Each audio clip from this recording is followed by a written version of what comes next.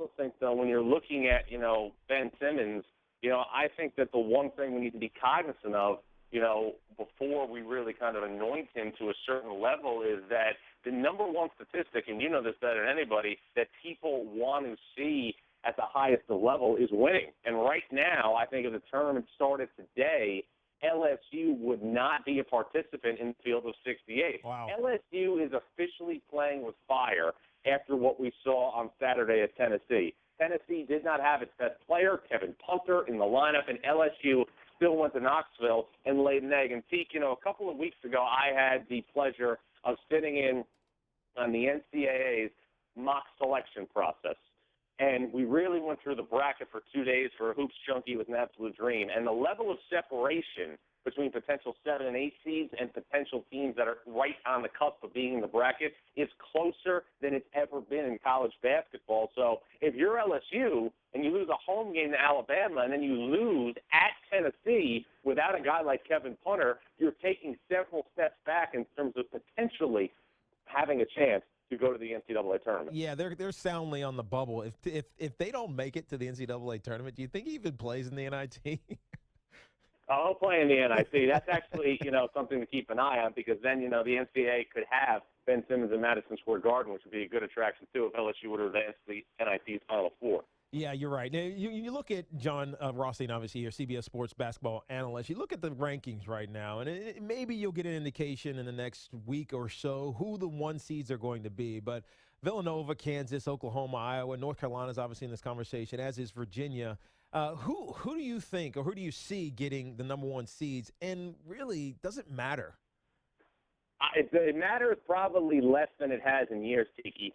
I think right now Villanova will get the one seed in the East. I think Kansas looks like for a safe bet as far as, the other number one seed. But, as far as the other two spots, look, if Virginia or North Carolina got hot, won the ACC regular season title, and then went on to win the ACC tournament, I think one of those teams would find a spot on the one line. The interesting team to watch in terms of potential number one seed is Xavier. Xavier hosts Villanova on Wednesday night at the Cintas Center, one of the more anticipated games we've seen since this new reconfiguration of the Big East. And if Xavier were to win that game and then go on to win the Big East tournament, I think the Musketeers could be in position to be on the one line. Is there a team out there, John, that's on nobody's radar, but's playing really good basketball that are going to make the tournament and then surprise people? Well, how long do you have in the rest of your show? I mean, I can give you a couple of different scenarios right now. We really don't know that, Tiki, until you see the bracket, but I will say this.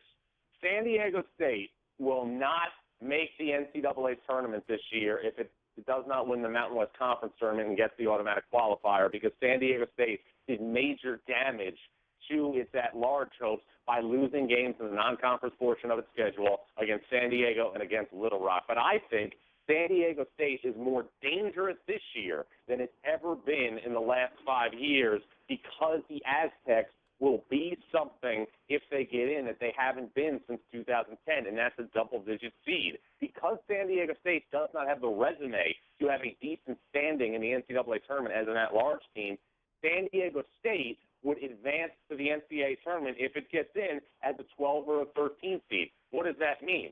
San Diego State could play Kentucky in the first round. San Diego State could play Indiana or Arizona in the first round. So instead of seeing the Aztecs down the line in the Sweet 16 of the round of 32, you would have to lock horns with them in your first NCAA game. That's not an advantageous situation for whatever Power 5 team sees the Aztecs if they get into the field 20 days from now. Jon Rothstein, CBS college basketball analyst. When I look at the conference standings, a lot of the conferences, the ACC is obviously one that I gravitate to because I went to UVA and Duke and North Carolina and in Virginia there.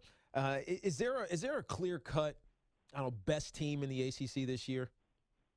I would take Virginia over any other team because of the head coach. And I think, the one thing that nobody's talking about for Virginia right now even over is Coach Tony K? Bennett's tweaks to the lineup. Even over Coach K?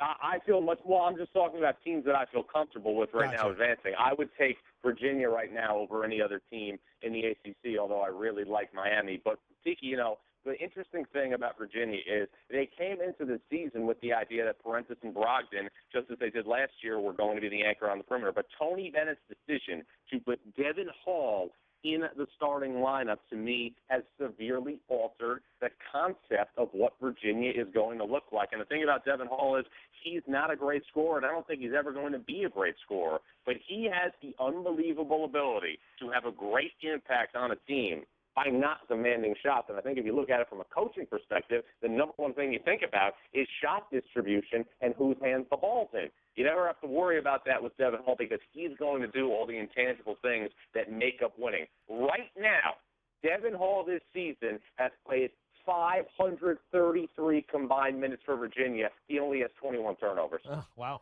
Yeah, that's high efficiency. The SEC is another conference that I think is confounding people if you started at the beginning of the season. Obviously, Kentucky's still sitting on top of it, but it's not the Kentucky team that we kind of thought that they would be. We already talked about LSU, but Avery Johnson down at Alabama, just hearing some trickles about how unbelievable of a job he's doing with a team that wasn't expected to perform as well as they are. They're only 500, but they've had some big wins.